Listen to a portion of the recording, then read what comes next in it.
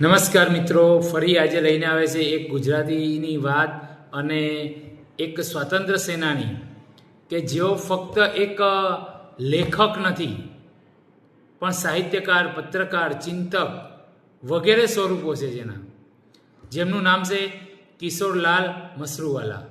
કિશોરલાલ મસરૂવાલાનો જન્મ 5 ઓક્ટોબર 1890ના રોજ થયો હતો.